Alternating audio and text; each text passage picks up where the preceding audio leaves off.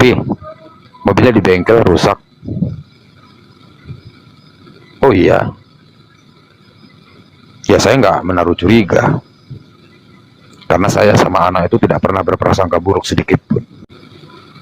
Saya tanya balik, kok saya datang udah 2 kali mobilnya kamu nggak ada gitu. Dia bilang masih dipinjam temen gitu.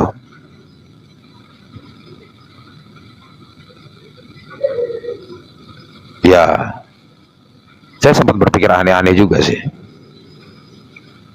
Ternyata saya dapat informasi dari temannya, mobil itu dia digadaikan ke temannya seharga 350 juta. Terus saya dapat telegram dari dosen kampusnya. Kalau dia itu lagi bermasalah gitu, nggak pernah masuk kampus.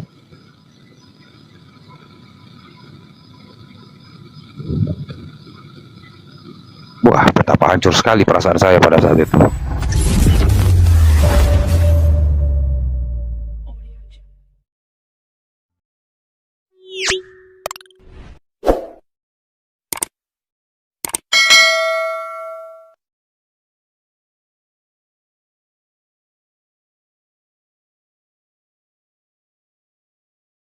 Assalamualaikum warahmatullahi wabarakatuh.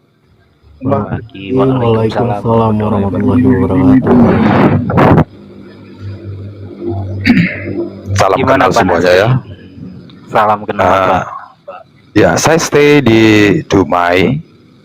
Ketepatan anak saya, salah satunya korban slot.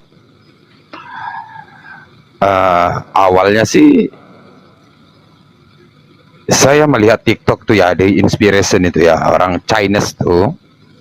Saya pernah naik juga di komal beliau. Pada saat itu anak saya lagi hancur-hancurnya luar biasa. Terus tadi pas saya nggak bisa tidur, saya lihat ada penjudi hijrah. Ini kayaknya orang pemain slot semua gitu. Jadi saya buka cerita terus aja kalau nggak ya. Boleh. Jadi anak saya yang paling kecil, dia termasuk anak yang sangat berprestasi. Maksudnya dari dia SD, SMP, SMA itu juara satu terus. Dan akhirnya dia lulus di sebuah perguruan tinggi negeri di Jakarta.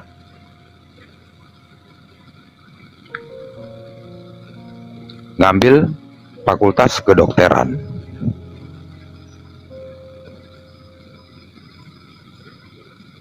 Di semester pertama sih hal-hal yang wajar ya.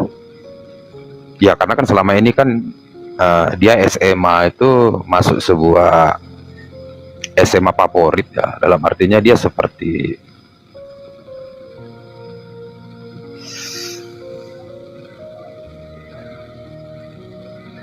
SMA unggul gitu, asrama selama 3 tahun. Jadi di tahun pertama dia kuliah di Fakultas Kedokteran di UI itu, ya prestasinya lumayan lah. Jadi anak ini selama dia sekolah SMA dulu dia nggak pernah bawa mobil. Paling kalau dia pulang ke rumah baru dia bawa mobil kan. Ya namanya di asrama, setahun sekali baru pulang. Jadi sempatlah dia meminta mobil kepada saya. Jadi saya bilang begini, kalau prestasi kamu lebih baik lagi, ya mungkin ayah bisa belikan mobil buat kamu.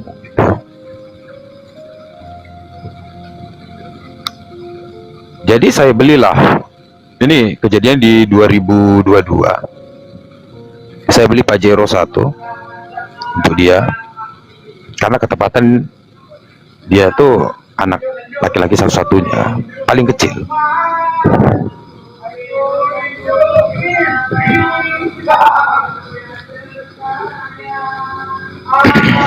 Rupanya dia berkawan dengan orang yang salah. Saya pun sibuk dengan pekerjaan saya. Awalnya sih saya tuh nggak curiga. Ketika saya ada dinas ke Jakarta, biasanya dia jemput saya gitu kan, dengan kendaraan dia gitu. Ini kok saya dijemput pakai taksi gitu. Dia bilang, "Pi, mobilnya di bengkel rusak." Oh iya.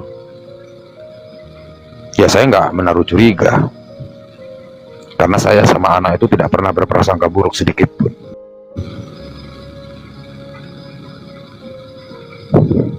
Terus saya kembali ke Riau. 2 bulan ke depannya, saya datang lagi ke Jakarta. Mobilnya nggak ada juga. Saya tanya balik, kok saya datang udah 2 kali mobilnya kamu nggak ada gitu.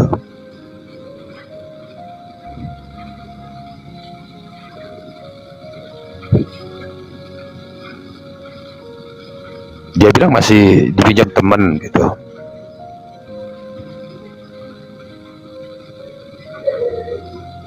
Ya, saya sempat berpikir aneh-aneh juga sih.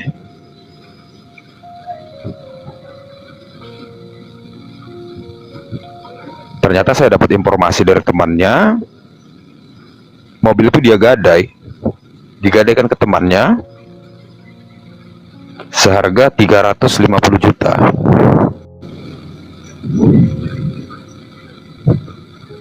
Luar biasa nggak tuh?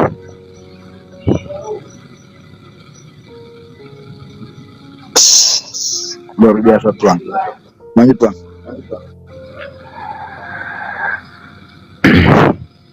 Jadi saya nggak tahu kalau dia tuh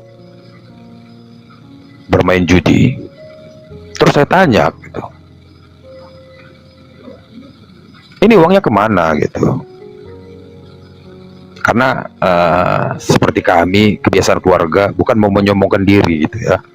Kadang kita di akhir tahun tuh kita sering keluar negeri, liburan. Terakhir kita liburan ke Thailand, dia memilih nggak ikut gitu.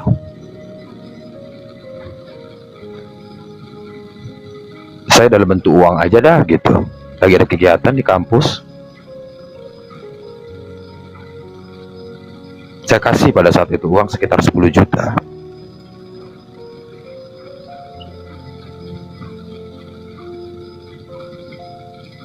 Pas saya balik liburan, saya balik lagi gitu. Saya balik ke kos dia bersama anak-anak saya yang lain. Ternyata dia nggak ada di rumah gitu. Sengaja saya tidak teleponnya gitu.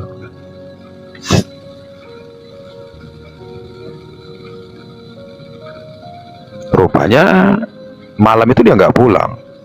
Saya nggak ada kasih kabar, karena ketepatan kunci kos dia itu rumah gitu ya, rumah pribadi juga gitu. Jadi ya kuncinya ada sama saya juga gitu kan. Ya kami satu keluarga itu di dalam rumah itu gitu. Ya menunggu dia pagi, jam 10 pagi itu baru datang ke rumah gitu.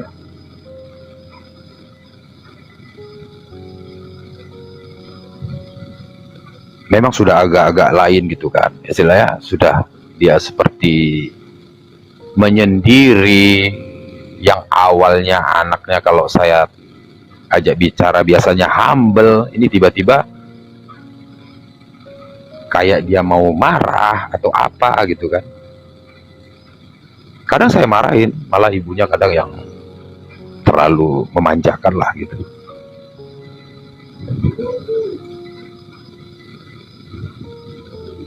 Itu pada saat itu akademis dia masih bagus.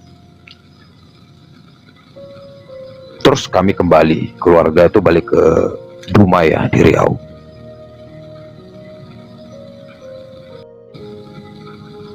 Terus saya dapat telegram dari dosen kampusnya. kalau dia tuh lagi bermasalah gitu, nggak pernah masuk kampus.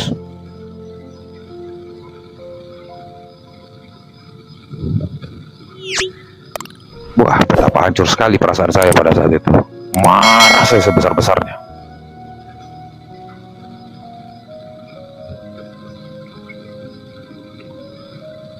Tapi marahnya saya kepada anak gimana ya? Saat saya marah, saya marahin gitu. Dia tidur, saya lihatin gitu. Saya merasa bersalah. Menangis saya tiap malam. Kenapa anak saya seperti ini?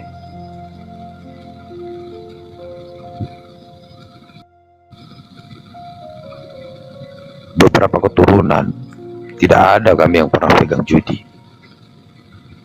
Kok bisa ke dia gitu?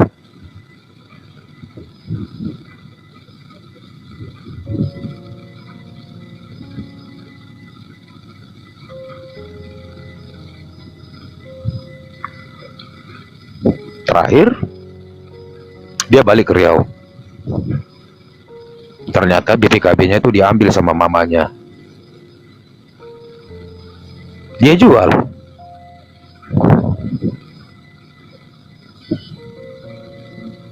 Itu saya beli pada saat itu sekitar 560 juta saya beli untuk dia. Tahu dijualnya berapa? 410 juta. Padahal saat itu 500 juta laku. Itu sama rentenir yang ngambilnya.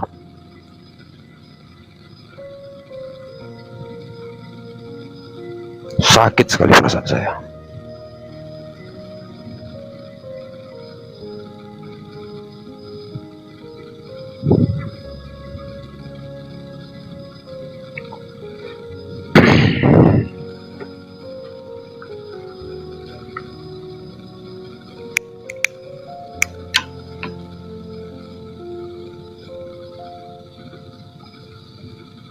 Jadi saya tidak tahu apa namanya judi itu ya. Judi online itu seperti apa itu. Saya nggak paham gitu. Jadi pada saat itu saya ketemu di TikTok itu inspirasi ya, orang Cina itu yang tinggal di Jakarta Timur. Saya ketemu dengan beliau. Gimana sih judi itu? Kok bisa sih anak saya sampai habis segitu banyaknya? Saya pikir judi itu mainnya cuma 50.000, 100.000 gitu ya. Kok sampai ratusan ya? Ternyata dari HP, mainnya dari HP. Langsung saya blokir rekening dia. Berapa rekening semua saya tarik.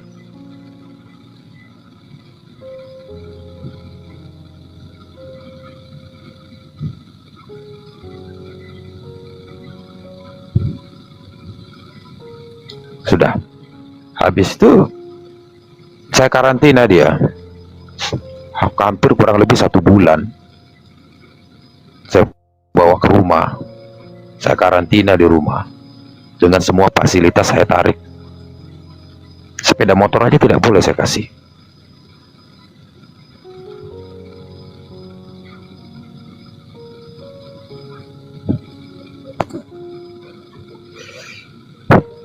Pada saat itu perasaan saya memang hancur, betul. Hancur luar biasa. Malu saya dengan sekitar saya, orang-orang di kantor saya, anak yang saya banggakan. Gimana nggak malu? Orang tahu gitu. Kok bisa sih kuliah di Fakultas Kedokteran? 1 bulan libur, belum masanya libur. What's? Orang tanda tanya.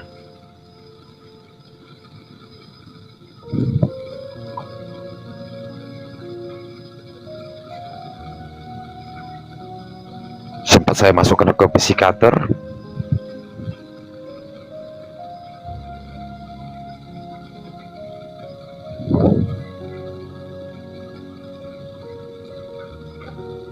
Memang pada saat itu anak saya itu sudah berubah drastis. Pendiam, di kamar. Tapi pada saat itu saya nggak tahu tuh judi apa yang dia mainkan gitu. Pernah saya pancing.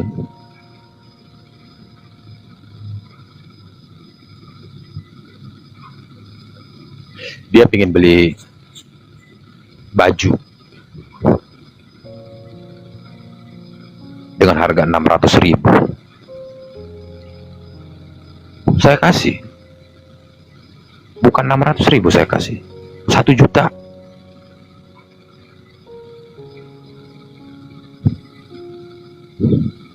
Ternyata 1 juta dihabiskan juga buat main judi.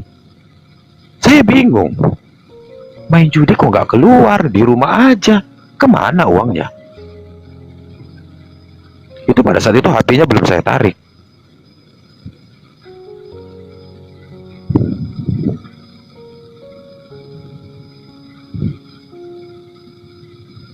Itu saya pada saat itu hampir gila saya. Gimana caranya ini? Gimana caranya? Tiap malam saya berpikir.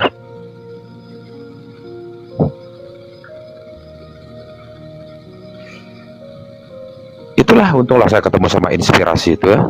Jadi dia bilang, coba dibuka handphonenya Om Nas gitu. Dicek HP-nya gitu. Saya ceknya dari mana ya gitu.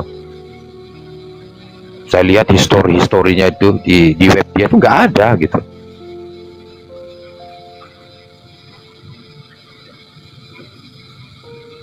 Bingung saya gitu kan. Terus saya dikasih tutorial gitu, tutorial. Jadi saya merasa berdosa. Berdosanya begini, saya tuh nggak pernah main judi gitu. Selama hidup saya nggak pernah main judi. Bukan saya munafik. Kalau minum saya iya, kalau judi enggak.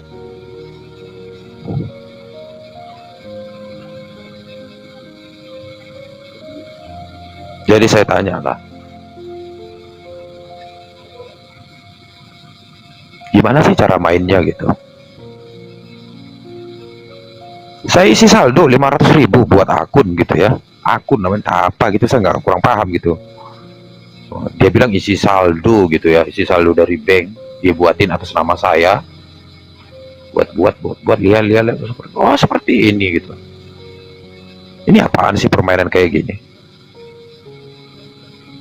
Nggak ada nikmatnya dilihat gitu. Cuma saya penasaran gitu loh, kok bisa sampai segininya ya gitu. Orang sampai tertarik dengan namanya judi itu, judi slot itu ya seperti itu gitu.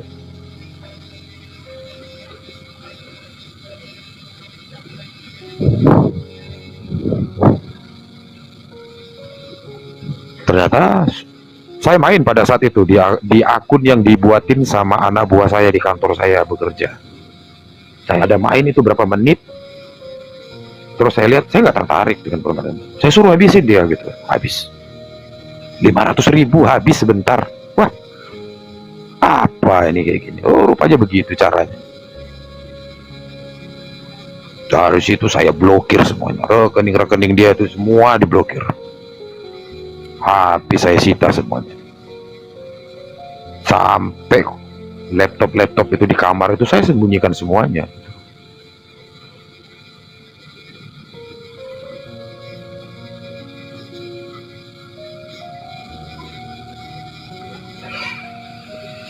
Hampir 3 bulan saya menjalani proses yang sangat-sangat sulit dalam hidup saya. Selama hidup saya nggak pernah mengalami hal seperti ini.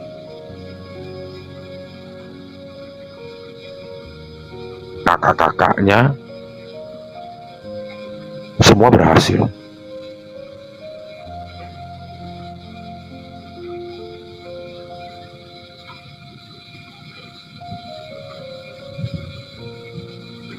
Tahu nggak kamu, sahabat-sahabat semua, sakitnya jadi orang tua itu seperti apa?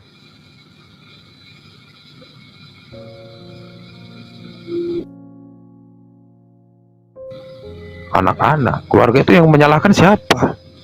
Ayahnya yang disalahkan. Terlalu memanjakan.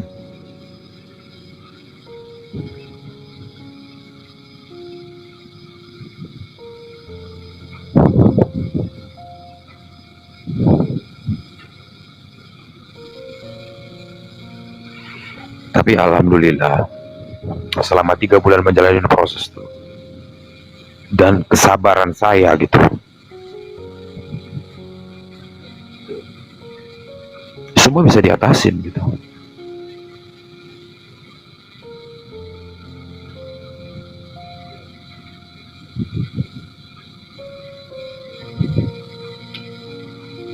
Alhamdulillah kemarin anak saya yang paling kecil itu lulus di Akpol.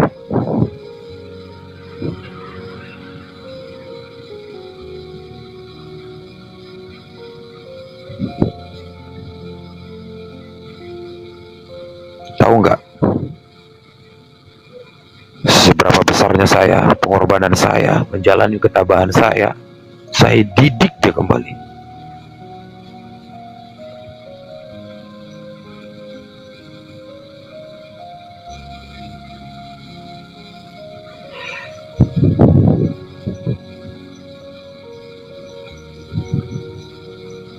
Sekarang dia lagi pendidikan.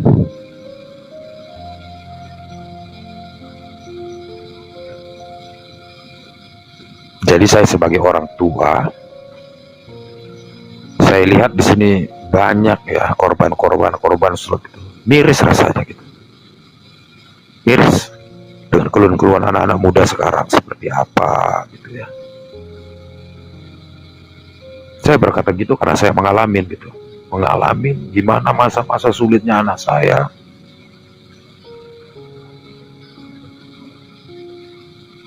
Jadi intinya semua itu kekeluargaan. Rangkullah dia.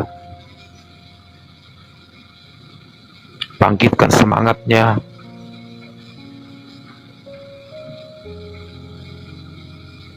Insya Allah Tuhan kasih jalan itu semua.